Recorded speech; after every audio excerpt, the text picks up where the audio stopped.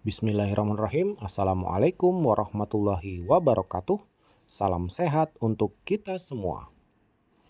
Pada kesempatan kali ini kita akan membahas mengenai menumbuhkan sikap positif terhadap bahasa Indonesia. Sebelum kita membahas mengenai sikap positif terhadap bahasa Indonesia, saya akan menjelaskan mengapa kita harus mempelajari ini. Yang pertama, mahasiswa dan dosen merupakan masyarakat akademik, di mana masyarakat akademik harus mengedepankan logika, fakta, dan data sebelum mengungkapkan sesuatu. Masyarakat akademik harus bersikap dan berpikir positif sebagai pengejauhan tahan dari pola pikir mereka yang mengedepankan logika berdasarkan fakta dan data yang ada. Masyarakat akademik merupakan penyaring atau filter yang ada di masyarakat untuk membentengi mereka dari berita dan sikap yang negatif yang terjadi di masyarakat. Karena belakangan banyak berita dan informasi yang sangat salah yang mengakibatkan ketidakharmonisan yang ada di masyarakat. Sehingga peranan masyarakat akademik menjadi sangat vital untuk memfilter atau menyaring informasi tersebut sehingga dapat dinikmati oleh masyarakat secara jernih berdasarkan fakta dan data yang ada. Selain pada kehidupan sehari-hari, sikap positif juga harus diterapkan pada bahasa Indonesia, mengingat bahasa merupakan cerminan dari suatu bangsa. Lalu, bagaimana cara kita bersikap positif terhadap bahasa Indonesia? Mari kita simak penjelasan berikutnya. Sikap kita hari ini dapat menentukan sukses kita di masa depan. Hal ini merupakan sebuah kata-kata yang memotivasi kita untuk dapat bersikap positif hari ini untuk kesuksesan kita di masa depan.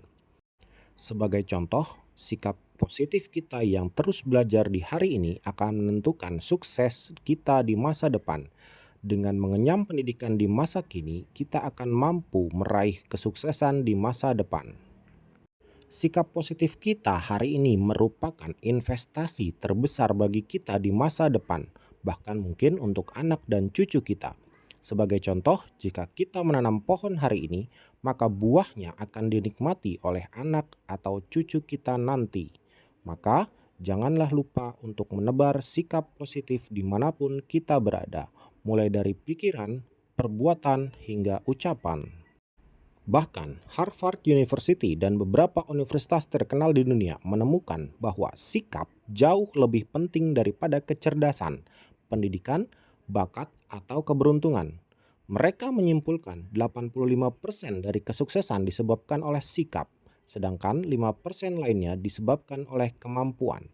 Jadi, titik awal dari kesuksesan seseorang adalah sikap yang positif. Tujuan umum dari pembelajaran bahasa Indonesia di perguruan tinggi adalah agar mahasiswa memiliki sikap yang positif terhadap bahasa Indonesia. Sikap positif itu meliputi kesetiaan bahasa, kebanggaan bahasa, dan kesadaran akan adanya norma bahasa. Dalam Kamus Besar Bahasa Indonesia, sikap didefinisikan sebagai tokoh atau bentuk tubuh, cara berdiri, bisa melalui tegak, teratur atau dipersiapkan untuk bertindak, perbuatan yang berdasarkan pada pendirian, keyakinan, dan perilaku, serta gerak-gerik. KBBI melihat sikap sebagai bentuk tubuh atau ciri fisik yang dapat dilihat oleh panca indera, sehingga sikap yang dimaksud dapat dilihat melalui mata dan dapat disaksikan oleh orang lain. Hal ini berbeda dengan dalam American Heritage Dictionary yang menyatakan bahwa sikap itu berarti cara berpikir atau merasakan dalam kaitannya dengan sejumlah persoalan. Ada perbedaan pandangan antara KBBI dan American Heritage Dictionary. KBBI melihat sikap sebagai bentuk tubuh atau fisik yang dapat dilihat atau sikap yang dapat disaksikan oleh panca indera. Sementara American Heritage Dictionary melihat sikap merupakan pola pikir. Sehingga di sini keduanya bisa saling melengkapi, di mana sikap yang positif itu dilihat dari cara berpikir dan cara bertindak. Sehingga sikap merupakan fenomena kejiwaan yang biasanya termanifestasi dalam bentuk tindakan atau perilaku. Sikap tidak dapat diamati secara langsung. Untuk mengamati sikap dapat dilihat melalui perilaku, tetapi sikap positif adalah perwujudan nyata dari suatu pikiran yang memperhatikan hal-hal yang baik. Sikap positif adalah suasana jiwa yang mengutamakan keadaan kreatif daripada kegiatan yang menjemukan, kegembiraan daripada kegiatan yang menyedihkan, optimisme daripada kegiatan yang pesimisme. Sehingga semuanya dilihat dari sudut pandang yang positif dan mengedepankan semua hal yang positif, serta mengabaikan hal-hal yang dianggap negatif. Lebih lanjut, dalam sikap positif yang awalnya kita berfokus pada ciri fisik dan ciri pemikiran, sekarang kita berfokus pada sikap positif yang berdasarkan ciri kejiwaan, di mana sikap positif merupakan keadaan jiwa seseorang yang dipertahankan melalui usaha-usaha yang sadar bila sesuatu terjadi pada dirinya supaya tidak membelokkan fokus mental seseorang pada hal yang negatif. Bagi orang yang berpikir positif mengetahui bahwa dirinya sudah berpikir buruk, maka ia akan segera memulihkan dirinya untuk tetap berpikir positif. Apapun yang terjadi pada dirinya, dia akan tetap berpikir positif. Sebagai contoh, jika Anda sedang menggunakan sepeda motor, lalu tiba-tiba ban sepeda motor Anda kempes karena terkena paku, lalu 10 meter dari lokasi kempesnya ban Anda ada tukang tambal ban. Orang yang berpikir positif akan bersyukur karena dirinya tidak perlu lagi mendorong kendaraannya jauh. Sementara orang yang berpikir atau jiwanya negatif akan selalu berpikir negatif atau berburuk sangka pada keadaan. Maka, langkah awal yang paling mudah untuk menumbuhkan sikap positif adalah selalu menebarkan senyum ikhlas pada sesama umat manusia dan selalu tenang dalam menghadapi apapun. Sikap itu terdiri dari 3 komponen, yakni kognisi, afeksi, dan konasi, yang pembahasannya akan kita bahas pada salindia berikutnya. Dengan menebarkan senyum, Anda akan membuat sekeliling Anda menjadi nyaman dan ceria. Dengan menyebarkan senyum juga, Anda dapat membuat orang lain bahagia sehingga suasana di sekitar Anda menjadi bahagia. Jadi, mulai saat ini, mari tebarkan senyum pada siapapun yang kita temui. Lalu, apa itu kognisi, afeksi, dan konasi? Kognisi merupakan komponen yang mencakup pemahaman, keyakinan terhadap berbagai konsep bahasa Indonesia yang menjadi objek, dan penilaian yang melibatkan pemberian kualitas yang disukai atau tidak disukai, diperlukan atau tidak diperlukan, baik atau buruk terhadap bahasa Indonesia yang menjadi objek sikap. Dapat disimpulkan bahwa komponen kognisi merupakan tingkat pemahaman yang ada dalam pikiran kita atau yang ada dalam benak kita. Sementara pada tingkat afeksi merupakan komponen yang mencakup tingkat perasaan tertentu terhadap hal-hal yang berkaitan dengan objek bahasa Indonesia, seperti hal yang menyenangkan atau tidak menyenangkan, disukai atau tidak disukai, termasuk dalam cakupan ini adalah rasa mantap, rasa bergerak, rasa kagum, rasa bangga, dan lain sebagainya. Dapat disimpulkan bahwa komponen afeksi merupakan tingkat perasaan kita, tingkat perasaan yang ada dalam hati kita yang mencakup rasa kagum, rasa bangga, dan rasa memiliki bahasa Indonesia. Sementara itu, pada komponen konasi merupakan komponen yang mencakup semua kesiapan atau kecenderungan perilaku yang memberikan tanggapan terhadap bahasa Indonesia sebagai objek sikap, seperti mencakup tinggi rendahnya kecenderungan untuk membantu, memuji, mendukung, menghindari hal yang mengganggu, memfasilitasi, dan sejenisnya. Pada bagian konasi, kita dapat menyimpulkan bahwa konasi merupakan sikap atau bentuk tubuh atau yang dapat dilihat, seperti perilaku kita sehari-hari.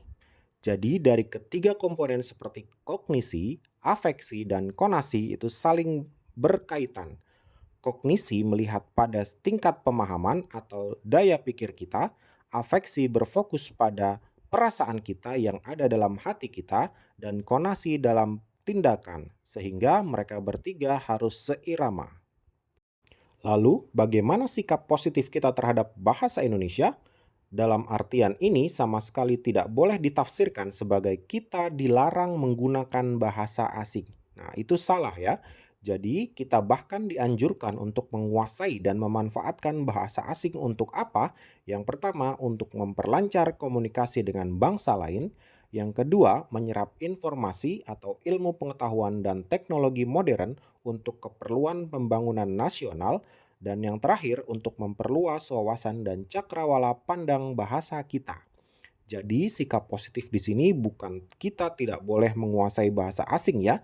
Justru kita harus menguasai bahasa asing agar kita dapat lancar berkomunikasi dengan orang lain di negara lain atau dapat menyerap informasi dari ilmu atau teknologi modern yang ada di negara lain. Dapat kita lihat bahwa beberapa buku atau literatur itu justru banyak dari bahasa atau negara lain. Sehingga dengan kita mampu menguasai bahasa asing, kita juga mampu mengendalikan atau mendapatkan informasi atau pengetahuan dan teknologi dari negara lain. Terakhir, kita juga bisa memperluas wawasan dan cakrawala kita terhadap bahasa Indonesia. Setidaknya ada 3 ciri sikap bahasa yang dapat kita terapkan. Yang pertama, kesetiaan bahasa. Kesetiaan bahasa yang mendorong masyarakat suatu bangsa untuk mempertahankan bahasanya dan apabila perlu mencegah adanya pengaruh bahasa asing. Ini pernah dilakukan oleh beberapa negara maju seperti Tiongkok yang tidak ingin bahasanya terkontaminasi sehingga mereka mempertahankan atau setia pada bahasa mereka. Yang kedua, kebanggaan bahasa. Kebanggaan bahasa yang mendorong orang untuk mengembangkan bahasa dan menggunakan sebagai lambang identitas dan kesatuan masyarakat. Ini merupakan sikap yang lebih tinggi, yakni bangga terhadap bahasanya, sehingga mereka mendorong pengembangan bahasanya, pengembangan bahasa di bidang kosakata atau yang lain sebagainya. Lalu yang terakhir adalah kesadaran adanya norma bahasa, yakni mendorong orang untuk menggunakan bahasanya secara cermat dan santun yang merupakan faktor yang paling besar yang berpengaruh terhadap perbuatan, yakni menggunakan bahasa. Pada sikap ketiga di sini, kesadaran akan adanya norma bahasa ini merupakan sikap yang paling tinggi karena kita telah mampu dengan sadar menggunakan bahasa Indonesia secara cermat dan santun, tidak melanggar kaidah dan tetap santun. Itu adalah tingkat positif atau tingkat sikap yang paling tinggi. Selain itu, penggunaan bahasa asing yang dicampurkan ke dalam bahasa Indonesia harus diubah dengan mengganti istilah asing tersebut dengan terus mencari padanan katanya. Dengan ketentuan, yang pertama, mencari kata dari bahasa Indonesia itu sendiri. Yang kedua, jika tidak ada, maka boleh mengambil dari bahasa daerah. Yang ketiga, jika masih tidak ada, maka boleh mengambil dari bahasa Asia. Yang keempat, jika tetap tidak ada, barulah boleh mengambil dari bahasa asing, khususnya bahasa Inggris. Jadi, jika kita menemukan sebuah kosakata yang akan dicampurkan ke dalam bahasa Inggris, maka kita harus mencari dulu bahasa Indonesianya apa. Jika tidak ada, maka kita harus mencarinya dalam bahasa daerah. Selanjutnya, jika tidak ada juga, maka kita harus mencari dalam bahasa Asia, bisa bahasa Indonesia, Tiongkok, atau Thailand dan lain sebagainya. Dan jika tetap tidak ada, maka kita terakhir menggunakan bahasa asing, yakni bahasa Inggris. Lalu, sikap positif dalam pemakaian bahasa dikatakan positif apabila derajat bertindaknya meningkat terhadap bahasa-bahasanya. Rasa tanggung jawab seseorang atau sekelompok orang terhadap suatu bahasa ditandai beberapa hal sebagai berikut. Yang pertama, selalu berhati-hati menggunakan bahasa tersebut. Artinya, menggunakan bahasa Indonesia tidak boleh serampangan atau sembarangan. Yang kedua, tidak merasa senang jika melihat orang memakai bahasanya secara serampangan. Selain dia menggunakan bahasa yang patuh, dia juga tidak senang jika ada orang menggunakan bahasa yang tidak patuh. Selanjutnya, mengingatkan dan mengoreksi pemakai bahasa lain jika ternyata ada kekeliruan. Nah, di sini pemakai bahasa juga boleh memberikan saran atau kritik jika ada lawan bicaranya yang salah mengucapkan atau menggunakan bahasa. Lalu yang keempat, perhatiannya tertarik jika ada orang yang menjelaskan dengan hal yang berhubungan dengan bahasa. Artinya, dia akan tertarik jika ada orang yang memakai bahasa yang baik. Selanjutnya, dia akan berusaha menambah pengetahuannya tentang bahasa tersebut dan bertanya pada ahlinya jika menghadapi persoalan bahasa.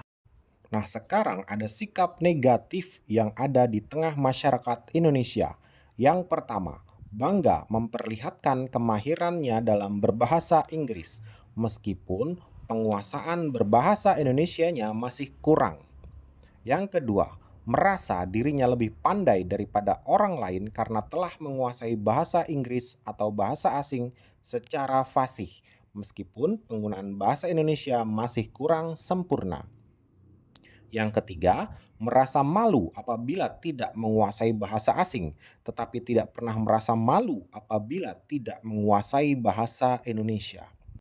Yang terakhir, menganggap remeh bahasa Indonesia dan tidak mau mempelajarinya karena merasa dirinya telah menguasai bahasa Indonesia dengan baik. Jadi, hal ini yang tidak boleh dilakukan dan tidak boleh dikembangkan dalam masyarakat Indonesia.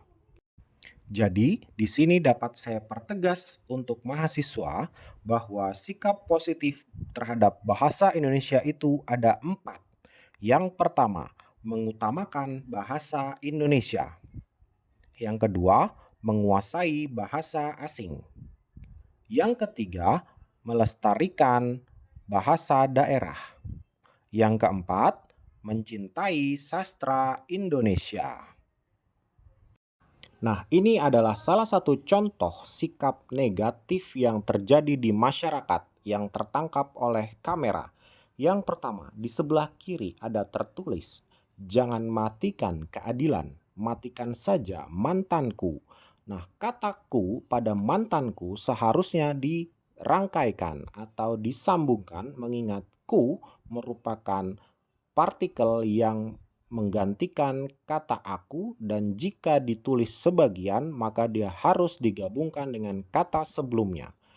Pun demikian pada bagian sebelah kanan di situ tertulis, "Saya di sini cuma mau update Insta Story." Nah, kata di sini juga merupakan terjadi kesalahan berbahasa di mana kata di harusnya diberikan spasi jika berkenaan atau jika berhadapan dengan kata tempat, sehingga seharusnya ditulis dengan dipisah.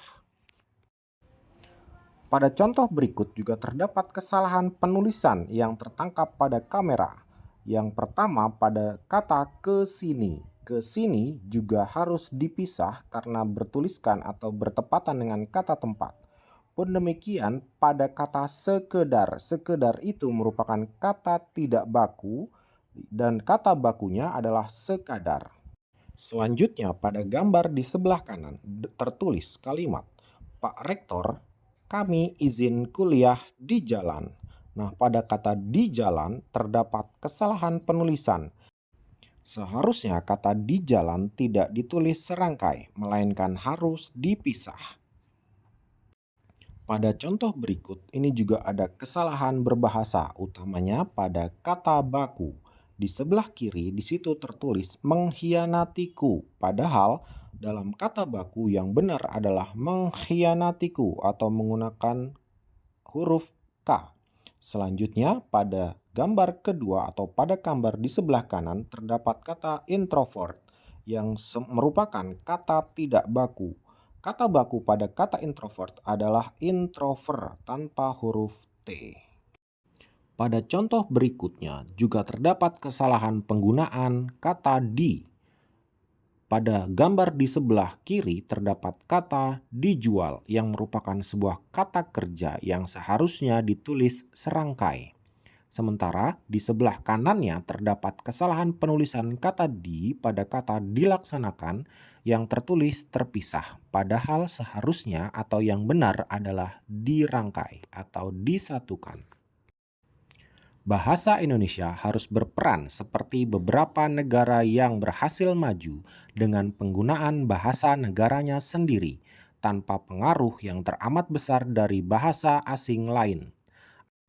Ada beberapa negara di Asia yang penguasaan bahasa Inggris di kalangan penuturnya dikenal cukup meluas. Namun, negara-negara itu belum pernah disebut-sebut sebagai contoh keberhasilan dalam bidang pembangunan ekonomi dan industri. Sebaliknya, negara seperti Jepang, Korea Selatan, Cina yang sekarang ini selalu dijadikan sebagai contoh keberhasilan pembangunan ekonomi dan industri, padahal rakyat ketiga negara itu terkenal sangat fanatik dalam mempertahankan tradisi budaya dan bahasa. Di sini ada beberapa contoh fakta menarik mengenai bahasa Indonesia yang sudah dipelajari di berbagai negara. Kini, bahasa Indonesia tidak hanya dipelajari di Indonesia dan oleh orang Indonesia, melainkan juga dipelajari oleh orang dan bangsa selain Indonesia. Setidaknya ada 45 negara yang mempelajari dan mengajarkan bahasa Indonesia di kampus-kampus mereka.